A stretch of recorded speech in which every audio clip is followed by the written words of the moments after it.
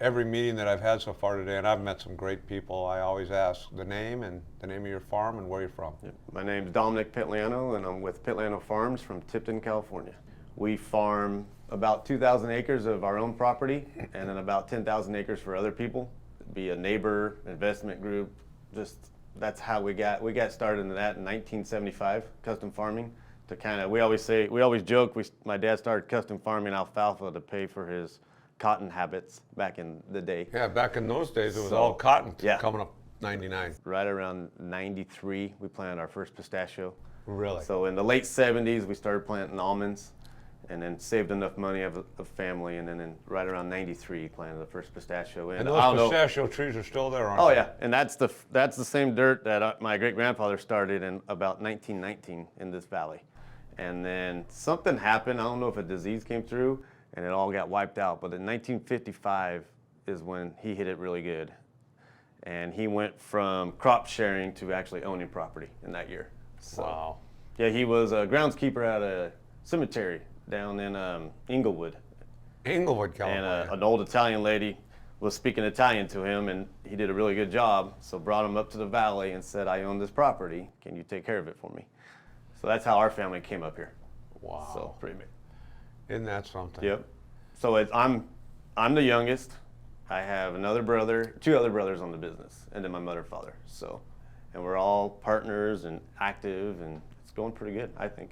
Wow. Well, how long have you been a part of the American Pistachio Growers? So we've been members of American Pistachio Growers since we planted our first tree. Actually, a big pioneer. In the 90s? Yeah, in the 90s. Corky Anderson actually told my dad that this is what you're doing. You're going to join this association. This is the future. This is all the growers getting together to have one voice and sit at the table and be important. And he did that for a lot of growers in our area. He basically taught us how to grow pistachios, but he started pistachios in the valley and really wanted everybody to grow pistachios. So he helped us a lot. Wow. I'll tell you what, everybody I've talked to so far with APG, they love the concept of team. And as a grower, you're like a player on a football team. You're a player. And then you're counting on the company to market you and take care of, once your nuts are in the bag and you're done, you got to have somebody that can market them and sell them and move them on. And it's really a team concept that you work by. Yeah, like I think our problem as farmers is we get so busy into our farms and then either taking care of the trees or the regulations or just everything about the farm is sometimes you got to sit back and see the big picture that if I could take care of my tree and have an amazing tree, but if I don't take care of everything around me, then it's all going to fall apart. Well, it makes you able to laser focus in the area that you have to be good at. And then the good thing about APG, like we were always taught as little kids that you can't expect people to do stuff for you. If you want to do something, you have to put your foot at the table. Do it yourself. And that's kind of what APG is. I consider it like a co-op. So it doesn't matter if I grow 1 acre or thousands of acres, I'm still that one person at the table. And it seems like everybody in APG has the same belief that they want your knowledge, either big or small, because that's what's going to bring the future. And we've always been amazed by APG. Well, one thing that you're always going to have to guard against as the pistachio field gets bigger, which it's going to, it already is, and you get more and more people into it, that the concepts remain the same. Yeah.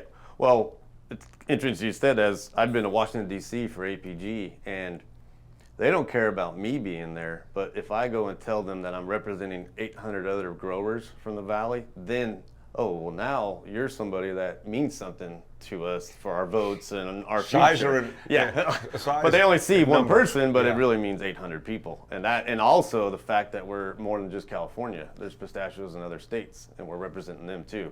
I mean, that's huge. Not many other states though. Arizona, New Mexico, and we're trying to get into Texas right now. So, So if you go to the government and say that I represent 3 states rather than just Fresno, it makes a lot. Yeah, you got a lot more clout than if you're just representing 100,000 acre parcel. Yeah. You know, how long were you in that role? I was chairman for only a year. I was on the board for 6 years, and I did the subcommittees before that. So I did what they call the lead on, which is the leadership program to try to get new board members and committee members. So I did that, and then it rolled into a committee, and then rolled onto the board after that. And I only served 1-year term because I termed out of the board. So as time goes on and your team grows, meaning the growers grow and more trees, that means more nuts. That means you got to have more sales, places to sell them. You got to come up with new ideas. Like, the best thing that ever happened was getting them out of the shell and into a bag where you could eat them fast. Yep. What about putting them into a protein drink or a protein mix? I know you're making butter now. I've heard that, but like almond milk, is there ever a future for pistachio milk? And things without like a doubt, I think there is. So pistachio is such a complete protein, and with the future of people looking for other sources, especially, we're in America, so we have the breadbasket at our feet. We're in Fresno, it's right there. But you go to other countries, and that handful of pistachios might be their protein for that afternoon. Absolutely. And we have a team that's always trying to predict the future. Yeah. And what market is that going to be, and what kind of sales can we expect? And then they'll go to the government and say, well, if there's barriers, how do we work together to get past that barrier? So there's no sense in us trying to go sell a nut that is going to have a tariff that's going to hurt the grower. So if we can get those tariffs down a little bit and get the government to help us to promote this healthy food across the world, that's where we need to be. Well, across the world, less expensive it is, the better chance you have of selling it. But here in the States, the way this market is, they want it instantly. Yeah. Like a protein drink, powder in a drink, couple eggs, raw eggs, put it in a blender, boom, drink it, you're off for the day. I'm looking forward to that happening. But I think the whole protein deal is maybe 20, 30 years ago, people didn't care where that protein came from. Now they want to know the whole backstory. Absolutely. That they could trace that down, that what kind of trees it came off, what area it came off, and have the story behind it. And I think we, APG, have that story. We just need to get it out to more and more people. Well, the pistachio nut is proven to be one of the healthiest nuts there is. Yeah. So you got something really special there. As it gets bigger and bigger, when does it get to the point where you sort of have too many nuts on the market? So I think when I was on the board, that would be one of the biggest concerns is you never want this specialty crop, which is the pistachio, to be a commodity. So we don't want to go into a local grocery store or another nation's market and be compared to a nut that's grown in Iran or a nut that's grown in another country. We want to make sure that they know it's an American pistachio. A California pistachio. A California pistachio with regulations and safety behind that. That they know that when they eat that pistachio, it's wholesome all the way back down to the tree or even the seedling that it came from. You get what you pay for. Sometimes you got to pay a little bit more, but this is what you're getting. Yep, and we could guarantee that because we have all these procedures in place to get you that healthy crop. Well, I think that's really important. I think you've hit all the nails on the head. What else do you need to? What else? I kind of want to know about the green bee. My brother Michael went to Fresno State in the late '80s, and the Shannon brothers, which are big supporters. The twins. Those are his college roommates. So I just kind of wanted to know about the green bee, honestly. Okay, well, the concept was started a long time ago, before I got to Fresno, as a matter of fact. I was coaching with a gentleman by the name of Kirk Ferentz, who's now the head coach at Iowa. He's been the head coach at Iowa for 20 years. And he had coached there with Hayden Fry. And Hayden Fry, when he took over at the University of Iowa in Iowa City, they really didn't have the community behind them. And the way they got the community behind them is it is a farming community. Is at that time, American farmers were in jeopardy. It was a very, very tough market back in the 70s. Mm-hmm. And they put a patch on their helmet, ANF, with a lightning bolt going through it that says, America needs farmers. And that became the battle cry of the University of Iowa. And they were showing their support through their football program for the region. Mm-hmm. So I used to talk to Kurt all the time because I knew I was coming to Fresno, and I was working there. I still had to finish 4 games with the Baltimore Ravens before I could actually come out here and start working. I'd fly out after the game on Sunday and fly back on the red eye to be there at Tuesday morning for a meeting. And I said, our area is a lot like Iowa. We're an ag community.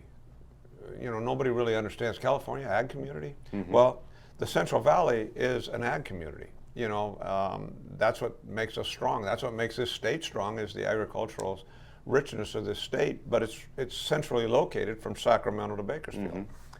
And I was sitting there and I said, well, we're going to talk about the valley, so we're going to talk about a green V for the valley. The green represented the valley, and the red line represented Fresno State. And the other thing I was going to do is I was going to recruit valley kids, which I did. And so the green V really gave us another mark besides the four-paw dog or besides bulldog script. More people can relate to the green V than anything else, because it is what we are about. It's what this university is about. It's about what this valley is about. And I really felt that by doing that, we could generate added income to build the things we needed to build. And it's because of the green V we were able to build those practice fields out there. We were able to build the football building. We were able to build the academic center through the recruities and other donors. But it was ag that helped us do it. The university did not build any facilities during the time I was here. All the facilities we built, about $18 million worth, a lot of it came from the ag community. And it wasn't just for football, it was for whole. Everybody. Yeah. It was for everybody. So agriculture is what makes this valley go. This university is a porch light. It's a way to showcase what this valley is all about. So the Green V basically was born as a concept in 1997 when I first got here, to build our brand right here in our own community. See, in my 15 years as a head coach here, I spent time in all the small towns. I traveled up and down this valley, Button Willow, you name it, I was in them. Some big boys from down there. Yeah, Firebaugh, Riverdale, all the small towns, all the agricultural towns. Spent a lot of time at barbecues, spent a lot of time talking to people in the business, and we built a brand. Those green V's on the field just didn't pop up because it was cool to see. I mean, that's what we are, and having those V's on the field was really important to me. We started that back in 1997 also. It seems like it keeps on getting stronger and stronger. A lot of semi-trucks have green V's now, going up and down the 99. I sure hope so. But I think it's through the football program during those years we were able to showcase to the rest of the country what Fresno's all about, and it is about ag. Good point. Because if you go back and look at any of those games on YouTube, every announcer will talk about the green V and what it represents. I remember that as going from high school to college, that when it was on, they would talk about the breadbasket and the valley being in the middle of the breadbasket. Yeah, because every time those, like if we were doing ESPN or we were doing Fox or ABC, whatever channel we were doing, they always do they come in and talk to you, and I always gave them the point of emphasis, what I wanted them to talk about, and that was always my point of emphasis. So it was important to me. It still is important to me, and I will always help sell the message. Good. Well, thank you. All righty. Good meeting you, sir.